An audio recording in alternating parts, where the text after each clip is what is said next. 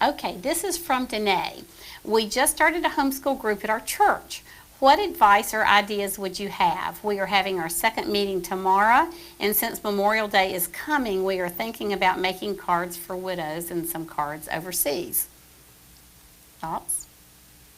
I'm not sure if the question's asking about tips for starting a homeschool group or what to do for service.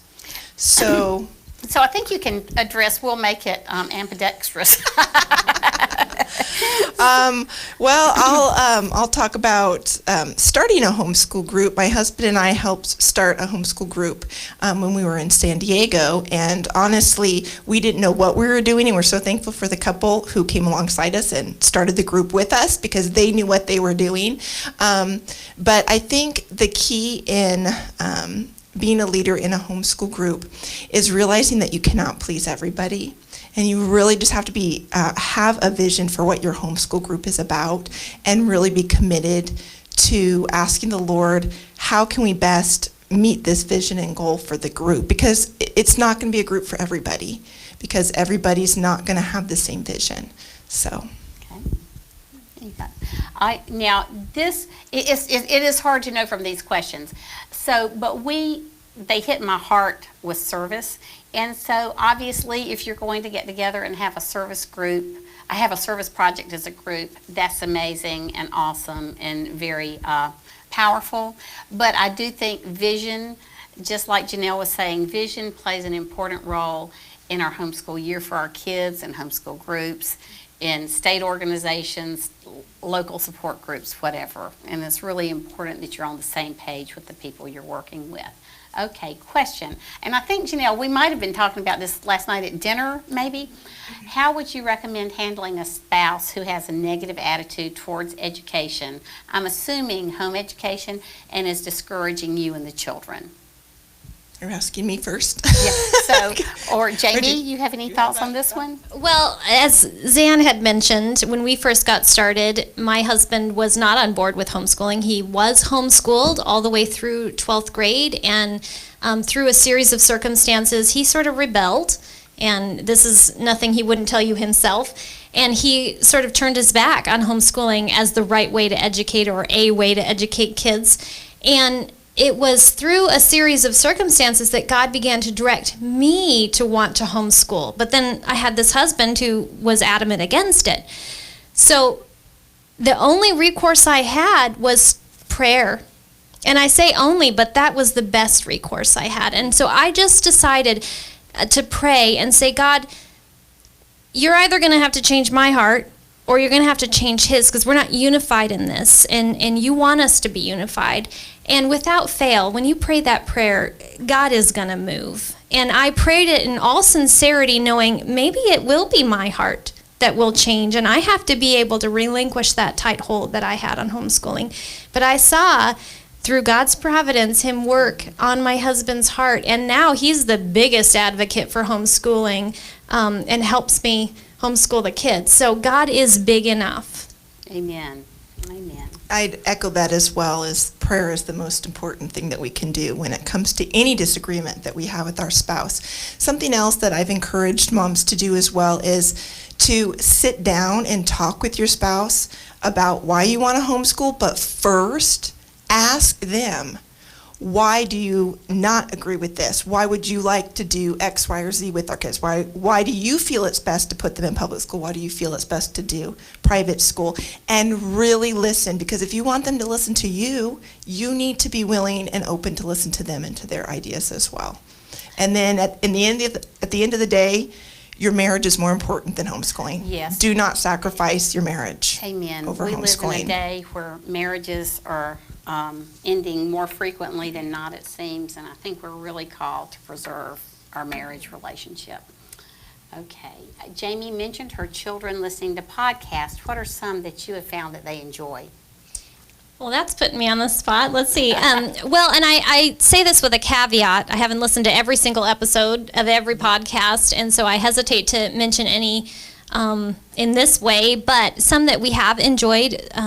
Story Nori is one. It's just a storybook podcast for the kids to listen to. There's a history one, and I cannot remember what it was called. Ugh. But it's just little snippets of history in bite-sized chunks for kids. I would also say I lean more towards audiobooks because I can pre-listen to them if I want. I can see who they're coming from and what the objective of the audiobook is. So when in doubt, I would lean more towards audiobooks. Oh, yeah, I don't need that, I guess not. Okay. Question. Tips to keep motivation consistently high. So what tips do we have to keep your motivation high? I think one of the key things is just to know what your vision and your philosophy of education is, because that's what's going to keep you going on those awful, horrible days. So I had a couple of verses and something I found from the Harvard precepts from the founding days of Harvard, and I would just read those over to myself. Read them to myself over and over and over. So I want to share one of these with you because I think it's really important. And this is from the Harvard precepts.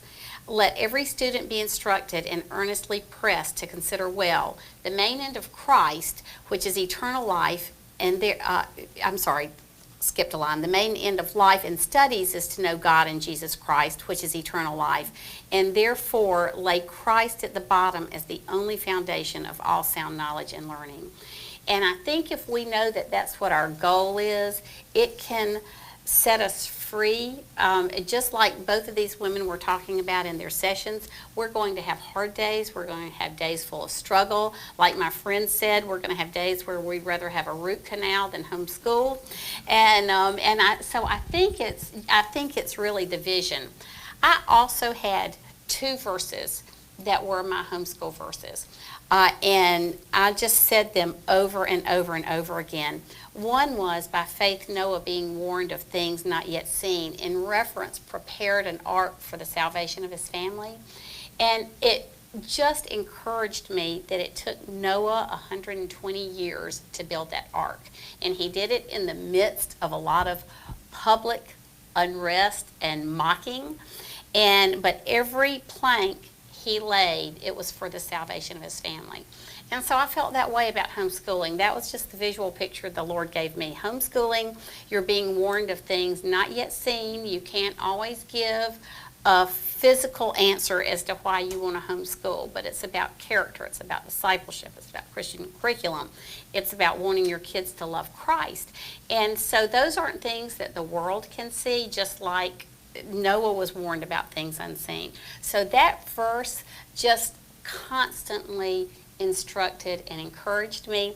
This is my funny verse, and this was the verse that really got me through my first year of homeschooling. Well, that was Hebrews 11:7. This is Hebrews 11:8. By faith, Abraham, when he was called, obeyed by going out to a place which he was received for an inheritance, and he went out not knowing where he was going. And every day I would wake up and I'd say, okay, Lord, I'm not Abraham, but I feel his pain, and I do not know where we are going today. Tolkien also became my best friend because he said not all who wander are lost. And so I feel like we spent a lot of time wandering together as a family, trying to figure out the land of our inheritance. But you know, God rewards your tenacity and your perseverance. And he guides us. He guided the Israelites in the wilderness. I mean, he guides us and leads us because he loves us, and he is for your homeschooling. He is not against it. He is for you and for your kids.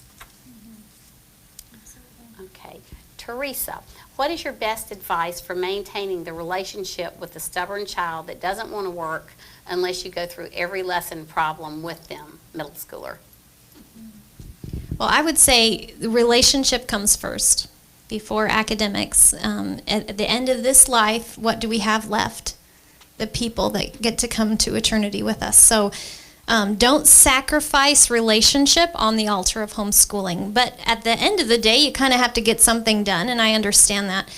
One thing that and I have a middle schooler like that too, one thing that's always helpful is to allow your child to have a little bit of say in their education. You know, they have dreams and plans too, and it's not to reward bad behavior, but it's just to open the door of conversation to maybe let them decide. So, for instance, if you're opening up the textbook and it says, well, you have to write a report on birds.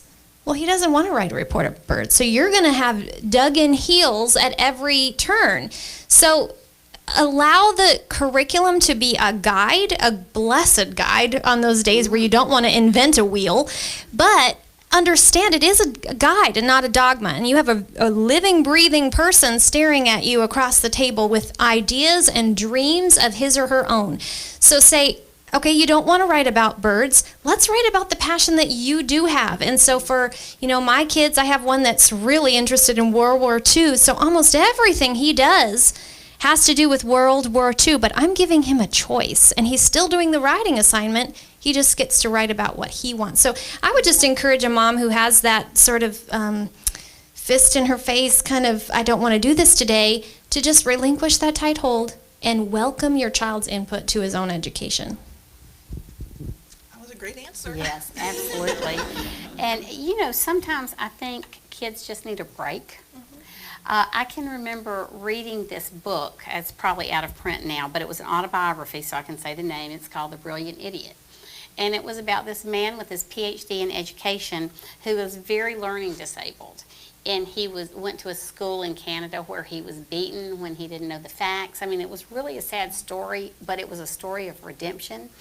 And he said there were some mornings he would wake up and he just knew it would be a waste of time to go to school. And sometimes as homeschool moms, you wake up and you think, this is not going to be a good bookwork day, but it might be a great day in the mountains, or a great day at the beach, or a great day in the museum. And he just said, it was so encouraging to me because we can redeem that time with something educational, with something that's relationally fun, and gives a break, and then everybody comes back with a renewed interest and zeal. So, okay.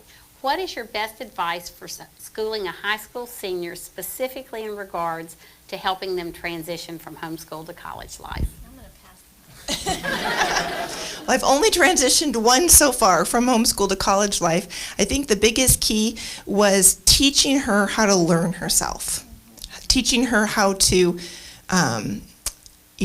get information and process the information and articulate her thoughts and things like that. And honestly, by God's grace, I didn't do that. She did that herself. I think that's just part of homeschooling. It's woven into a lot of the curriculum that the students just start learning themselves. And if they know how to be learners, they will succeed not only in college, but in the rest of their lives. Anything that becomes a challenge for them, they know how to learn and to figure it out. So that would be my biggest. The thing that interested in me the most as my boys transitioned into college in the 90s, we had to prove every step of the way. By the time my daughter came along 7 years later, every college application said, this is what you do if you're homeschooled. And so it's interesting in the process of running a state homeschool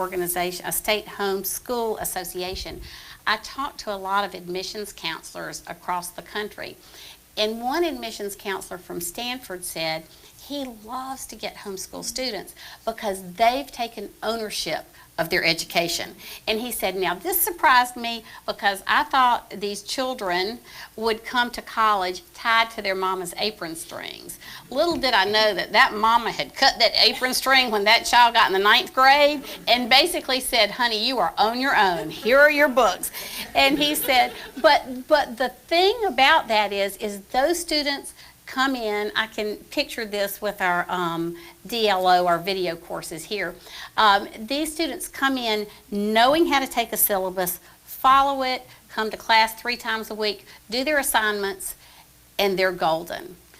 He said the other thing is what surprised him, this same admissions counselor, was how much leadership homeschoolers displayed on campus. He said in the first place, they come to college, they're not burned out academically. They still have an intellectual vitality.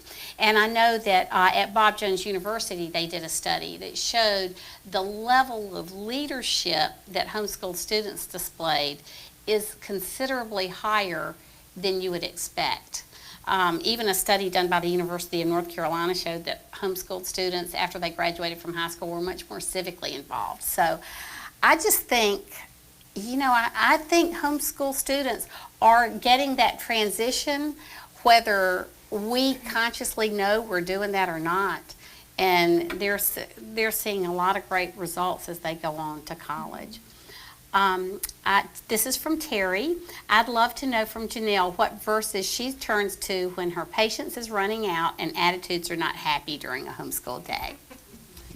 Well, I wish I could give you one verse, but the truth is that on any given day, I need something different to deal with what I'm dealing with and what I'm struggling with. And so it goes back to being in God's Word, knowing His Word, and obeying it. And so what I have found is that either one of two things.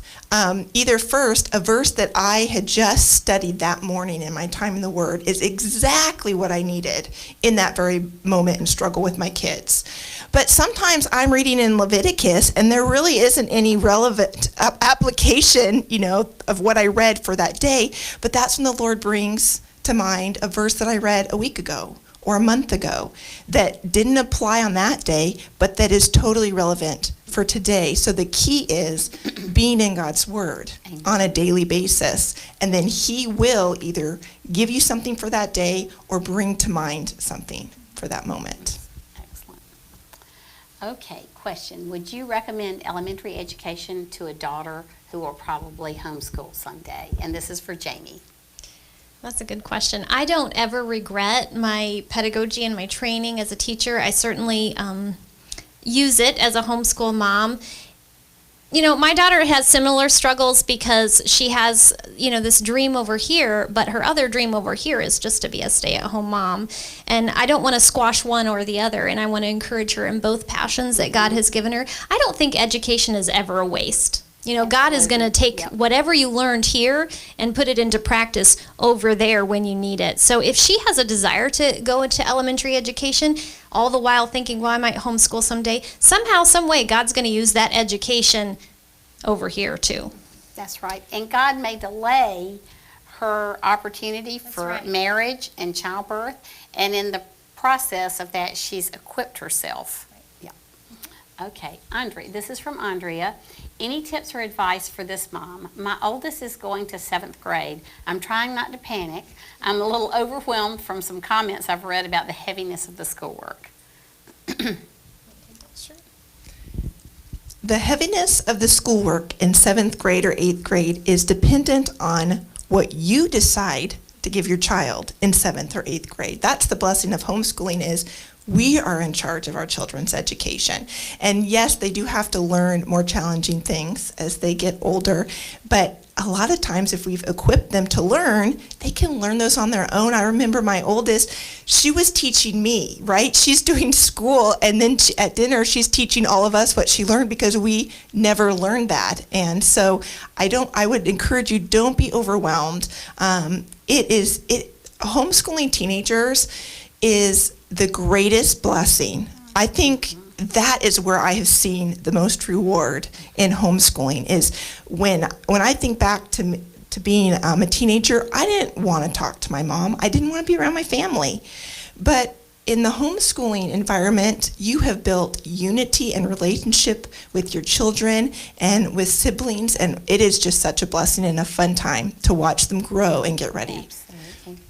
And I would say too, yes, homeschooling, junior high, high school, it can be very daunting, but remember that homeschool doesn't mean you teach everything. It just means that you get to decide who teaches it and what is taught and where. So, for instance, like I mentioned, math and I are the greatest of enemies. So when it came to Algebra 1, I was terrified. What do I know about Algebra 1? Other than the fact that it's now stolen all the letters too. So I had to go outside of myself, but God provided a great friend who was a financial advisor by day and a homeschool mom by later in the day, and she offered to teach my daughter Algebra 1. My daughter takes distance learning from BJU Press for those things like biology and chemistry, So it doesn't mean that I'm forfeiting or that's a failure on me. It just means that I get to decide how we homeschool.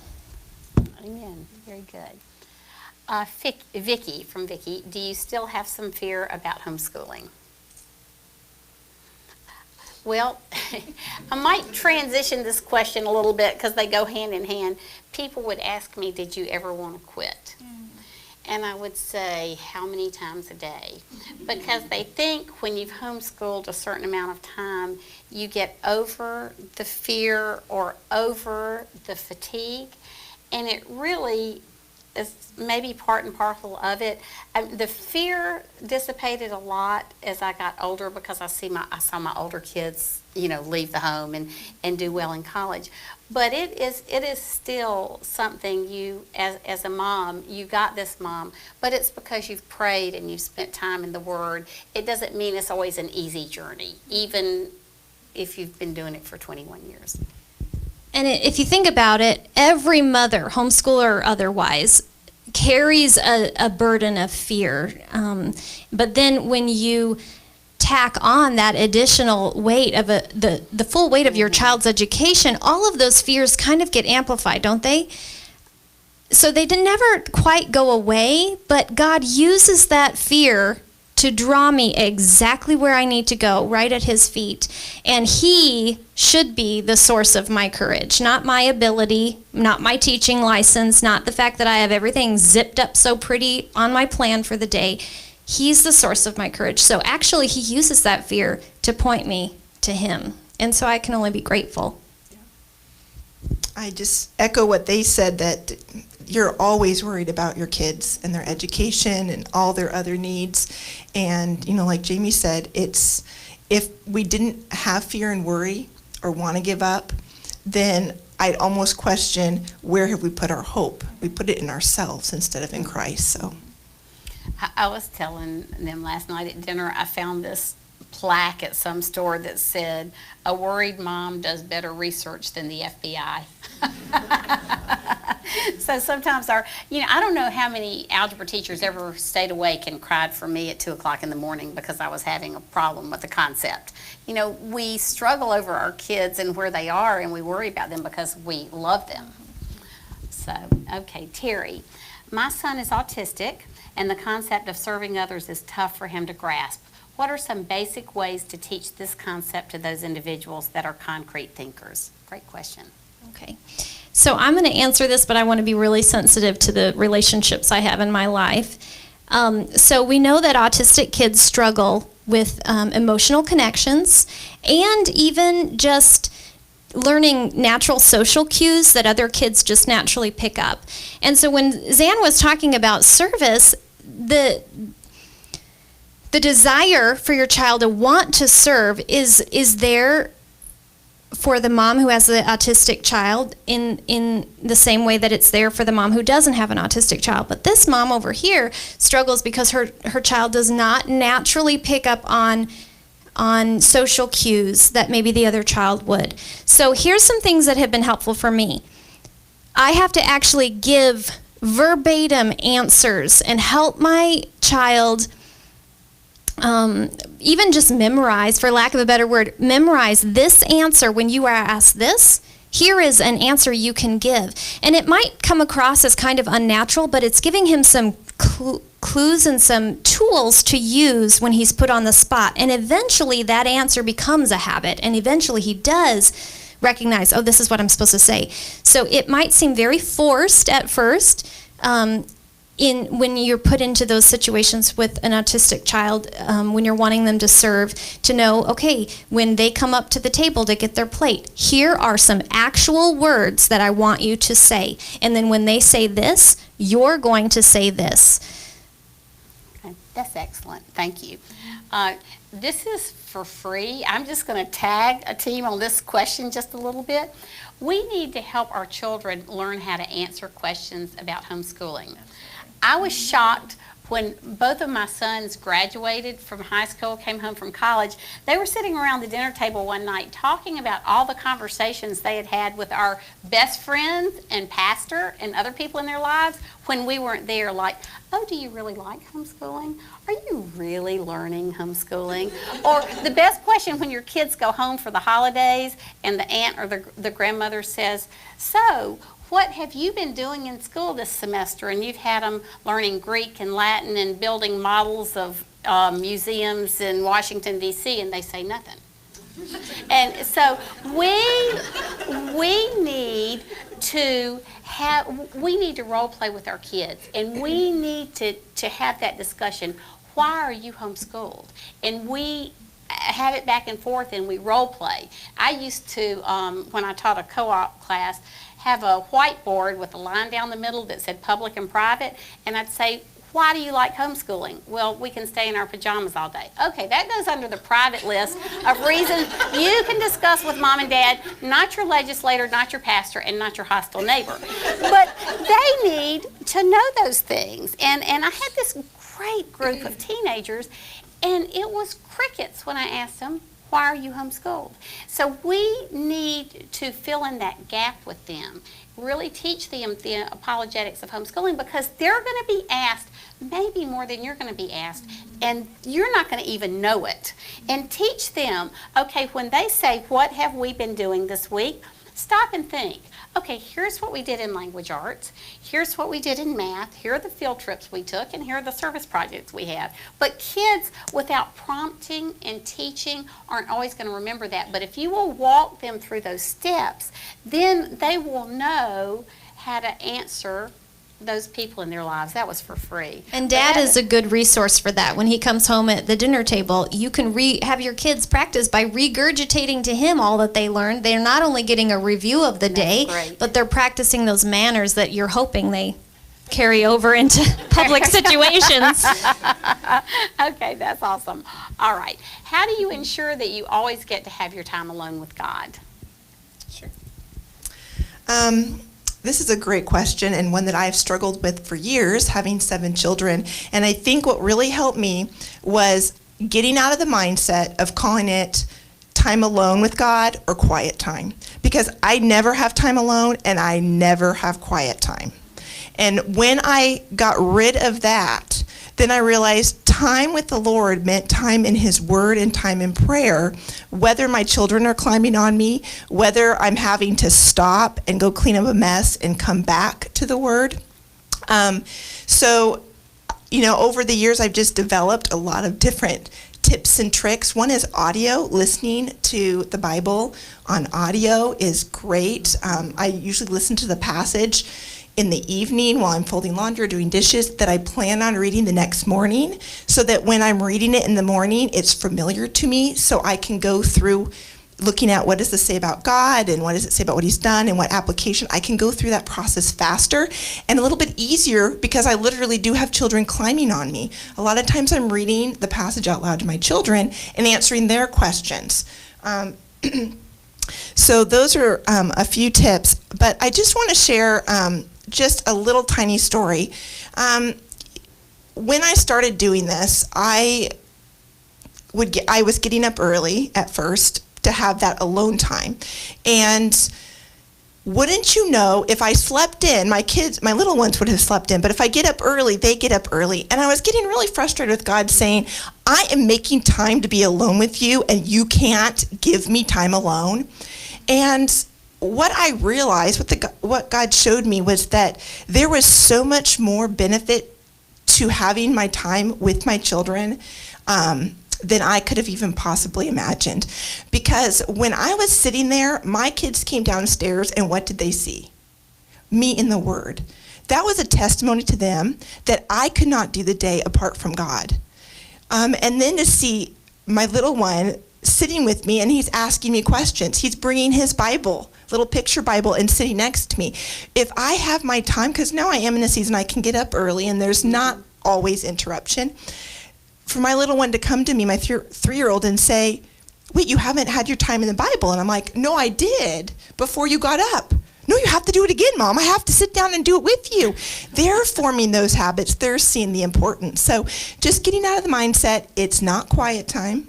It's not always alone time, but it's necessary time. And sometimes we have to do it with our children and let them know that this is a priority.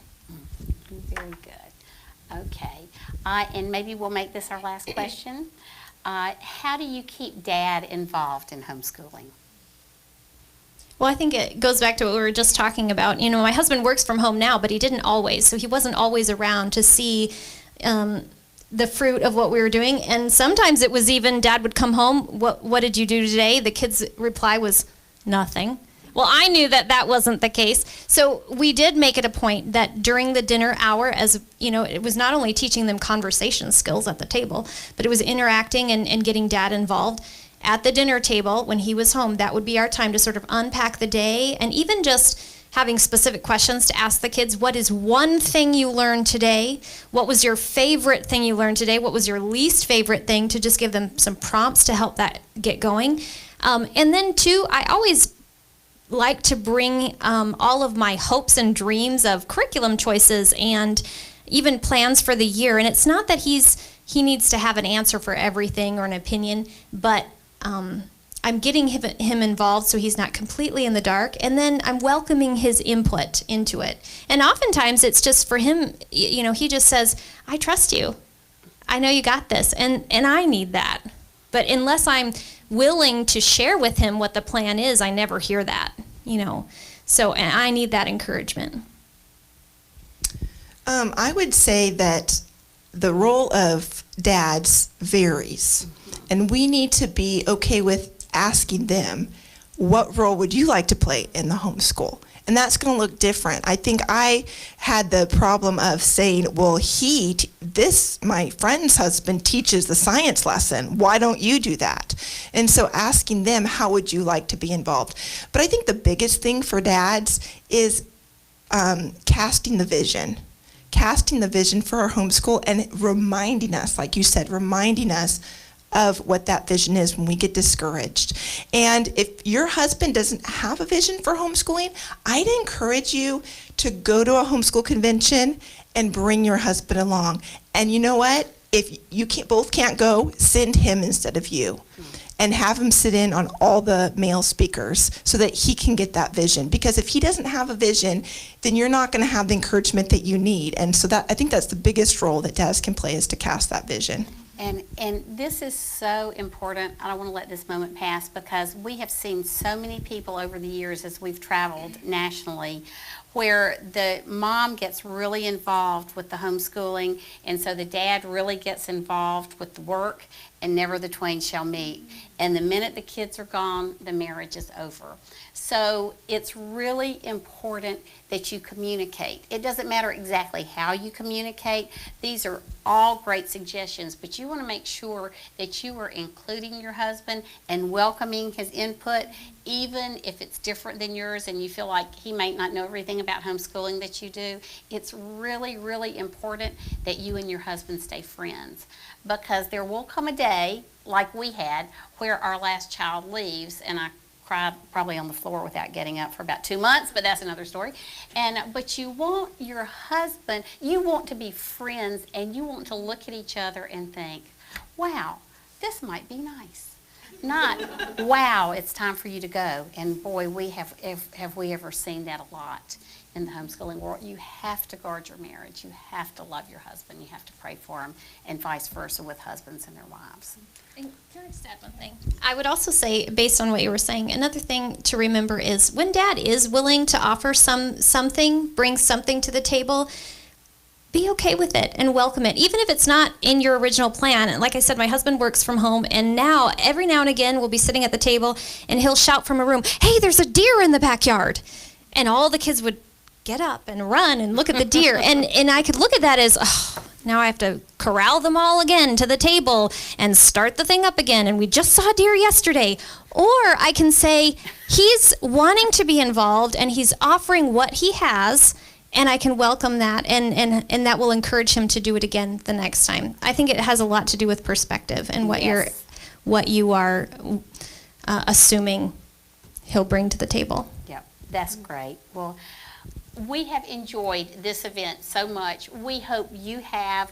Moms, you've got it. You've got this, Mom. And just remember, you are among a great cloud of witnesses, of people who are cheering for you and here to support you and here just to homeschool with you. So thank you for coming here, and thank you for being online with us today. Have a great day and a blessed summer and new year. Thank you.